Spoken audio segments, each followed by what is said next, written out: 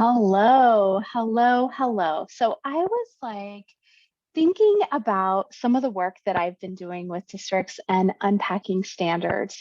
And as I was thinking about that work, it reminded me of what it's like to do demolition on a home. And so I'm going to tell you guys that right now, my husband and I bought a house and it's 30 years old. And so we're in the middle of like remodeling, rehabbing the house. And so I'm going to connect rehabbing a house and doing major construction with what it's like to unpack standards. So I'm just going to ask that you humor me for just a minute as we talk through this. This will be a really brief video. When I think about doing construction on my house, or when I think about unpacking standards, there's always this part where you're taking things apart. It's like the take apart phase, is what I call it. And this is where you're kind of, excited and you're discovering all of the nuances, and there's like a lot of energy. And so this happens in the construction phase, like as we started taking apart our house and demoing it and getting down to the studs and being able to see like the pipes and the wires, we noticed that, oh, we have to flip this switch on this side of the room to get this side of the room's outlets to work. We started seeing like those little nuances.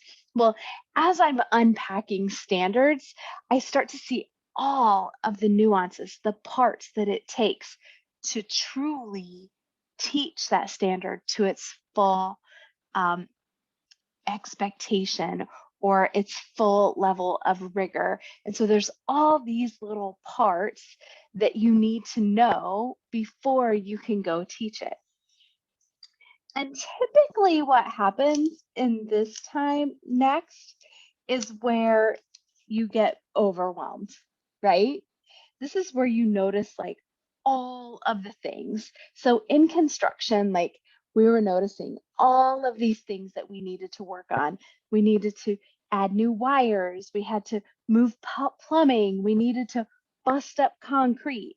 And when you're unpacking standards, you start to notice like, oh my goodness, am I supposed to teach all of these things? And so something happens is in this overwhelmed phase, we start to lose focus.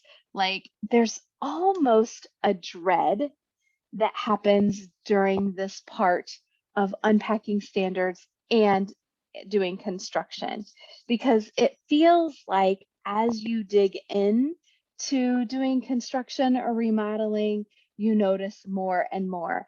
And as you dig in to unpacking a standard, you notice more and more things that need to be taught to our students to master it. And so we kind of have a decision in this time. We can decide to continue or quit. And when I'm working with teachers and we're unpacking standards, this is the phase, the time where I notice those avoidance behaviors, many times like what we see in our classroom. The other day, I was mentioning how I noticed just teasing to our group, just like people were going to the bathroom, or we needed to get up and get a drink, or we had to step away from the space. And so that's where it's my job as a leader to teach into that and give another tip, another scaffold, another help, something that's going to lift that energy so that they don't quit and so they continue. Because what happens at the end is really beautiful. If you can push through that hard part, like when you're overwhelmed and when you're dreading and you're like, I don't really understand why all I'm doing is moving these nouns and verbs around. If you can push through that part, you start to see the value. That's when I see teachers start nodding and going, oh, now I get it.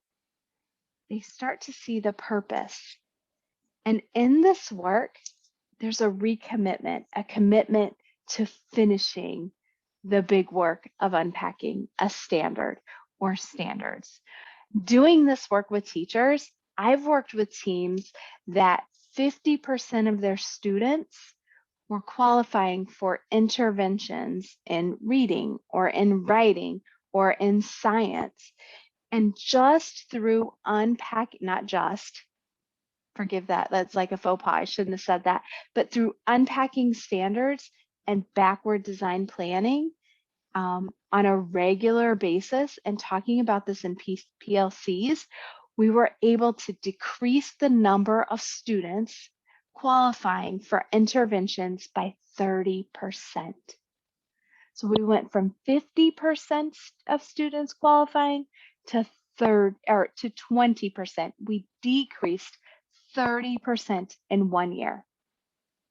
So understanding when we look at visible learning and John Hattie's work, he talks all of the time about the importance of building teacher knowledge. And I think the effect size is like 0.74. It's at least 0.74.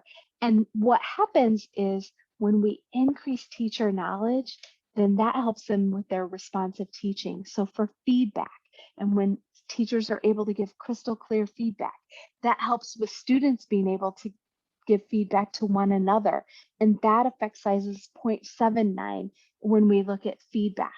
And then students can start self-assessing themselves because teachers understand and they're able to create success criteria for students that helps them self-assess. And that effect size then goes to 1.44. Unpacking standards and knowing this completely is important. So don't skip it. Have a great day.